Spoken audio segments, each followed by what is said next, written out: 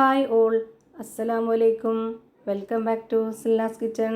ഇന്നത്തെ റെസിപ്പി നേന്ത്രപ്പഴം കൊണ്ട് നല്ലൊരു വെറൈറ്റി ടേസ്റ്റി ആയിട്ടുള്ള അടിപൊളി ഈവനിങ് സ്നാക്സിൻ്റെ റെസിപ്പിയാണ്. നല്ല സിമ്പിളാണ് തയ്യാറാക്കി എടുക്കാനായിട്ട്. എത്ര കഴിച്ചാലും മതി വരില്ല. കുട്ടികൾക്കും വലിയവർക്കൊക്കെ ഒരുപാട് ഇഷ്ടമാവും. പെട്ടെന്ന് തന്നെ തയ്യാറാക്കി കൊടുക്കാൻ പറ്റുന്ന ഒരു കിടിലൻ ഐറ്റം ആണ്. അപ്പോൾ ഇതെങ്ങനെയാണ് തയ്യാറാക്കുന്നതെന്ന് അറിയാനായിട്ട് വീഡിയോ സ്കിപ്പ് ചെയ്യാതെ മുഴുവനായിട്ടൊന്ന് കണ്ടു നോക്കണേ. റെസിപ്പിയിലോട്ട് കിടക്കുന്നതിന് മുമ്പായി സിൽനാസ് കിച്ചൺ ചാനൽ ആദ്യമായിട്ട് കാണുന്നവരാണെങ്കിൽ പ്ലീസ് ഒന്ന് സബ്സ്ക്രൈബ് ചെയ്തേക്കണേ.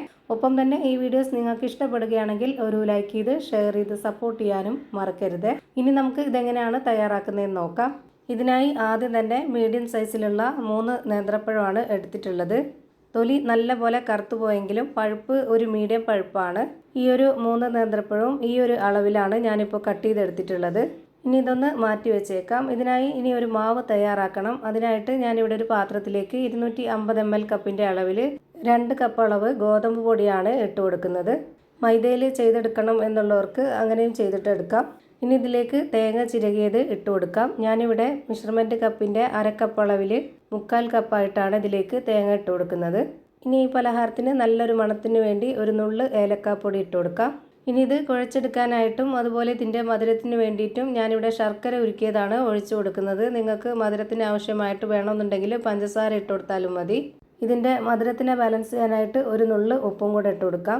ഇത് കുഴച്ചെടുക്കാനായിട്ട് പിന്നെ വെള്ളവും ഒഴിച്ചു കൊടുക്കാം. ഒന്നിച്ച് ഒഴിച്ചു കൊടുത്താൽ പരുവം തെറ്റിപ്പോവും. ഞാൻ അതുകൊണ്ട് ഘട്ടം ഘട്ടമായിട്ടാണ് ഒഴിച്ചു കൊടുക്കുന്നത്. ഇവിടെ 250 ml കപ്പിൻ്റെ അളവിൽ 1 കപ്പ് വെള്ളം എടുത്തിട്ടുണ്ട്. അതിൻ്റെ പകുതിയോളം ഞാൻ ഒഴിച്ചു കൊടുത്തു. അത് പോരാതെ വന്നപ്പോൾ കുറച്ചൊന്ന് ഇളക്കിയതിന് ശേഷം വീണ്ടും ഒഴിച്ചു കൊടുത്തിട്ടുണ്ട്. അത് മുഴുവനായിട്ടും ഇപ്പോൾ ഒഴിച്ചു കൊടുത്തു. ഇനി ഇതിലേക്ക് വേറെ വെള്ളമൊന്നും വേണ്ട. ഇപ്പോൾ ഇത് കറക്റ്റാണ്. ഈ ഒരു ബാറ്റർ നല്ല കട്ടിയായിട്ടാണ് ഇരിക്കേണ്ടത്. ഒരുപാടങ്ങ് ലൂസായി പോയാൽ പരുവം തെറ്റിപ്പോവും. ഞാനിപ്പോൾ ഇവിടെ വിസ്ക് വെച്ചിട്ട് നല്ലപോലെ റെഡിയാക്കി എടുത്തിട്ടുണ്ട്. ഇനി നമുക്ക് നേരത്തെ കട്ട് ചെയ്ത് വെച്ചിട്ടുള്ള ആ ഒരു പഴം ഇതുപോലെ ഒരു സ്പൂൺ കൊണ്ട് ഇതിലേക്ക് ഇട്ട് കൊടുത്തിട്ട് ഈ മാവിലൊന്ന് മുക്കിയെടുക്കുന്നുണ്ട്. ഇങ്ങനെ നമുക്ക് നേരെ എണ്ണയിലേക്കിട്ട് ഫ്രൈ ചെയ്തെടുക്കാവുന്നതാണ്. ഞാൻ ഈ ഒരു രീതിയിലാണ് ചെയ്തെടുക്കുന്നത്. ഓരോ പീസും ഈ ഒരു മാവിലേക്ക് ഇട്ടിട്ട് ഇതുപോലെ മാവ് ആ ഒരു പഴം മുങ്ങി നിൽക്കുന്ന രീതിയിൽ ഇതുപോലെ എടുക്കണം. എന്നിട്ട് എണ്ണയിലേക്ക് ഇട്ട് കൊടുക്കണം. ഇനി ഞാനിവിടെ ഓരോ പഴവും ഇതേപോലെ മാവിലേക്ക് മുക്കിയെടുത്തുകൊണ്ട് ചൂടായ എണ്ണയിലേക്ക് ഇട്ട് കൊടുത്ത് ഫ്രൈ ചെയ്തെടുക്കുന്നുണ്ട്. ഓരോന്നോരോന്നായി ഞാനിവിടെ ഇട്ട് കൊടുക്കുകയാണ്. ഇനി നമ്മുടെ വീട്ടിൽ നേന്ത്രപ്പഴം ഉണ്ടെങ്കിൽ ഈ ഒരു രീതിയിൽ ചെയ്ത് നോക്കുക. ഭയങ്കരമായിട്ട് ഇഷ്ടമാവും കുട്ടികൾക്കൊക്കെ. നമ്മുടെ വീട്ടിലേക്ക് പെട്ടെന്നൊരു ഗസ്റ്റ് വരികയാണെന്നുണ്ടെങ്കിലും അല്ലാന്നുണ്ടെങ്കിൽ നമ്മുടെ കുട്ടികൾ സ്കൂൾ വിട്ടിരുന്ന സമയത്ത് പെട്ടെന്നൊരു സ്നാക്സ് ചോദിച്ചു കഴിഞ്ഞാലൊക്കെ തയ്യാറാക്കി കൊടുക്കാൻ പറ്റുന്ന ഒരു അടിപൊളി ഐറ്റമാണ്. നല്ല ടേസ്റ്റുമാണ്.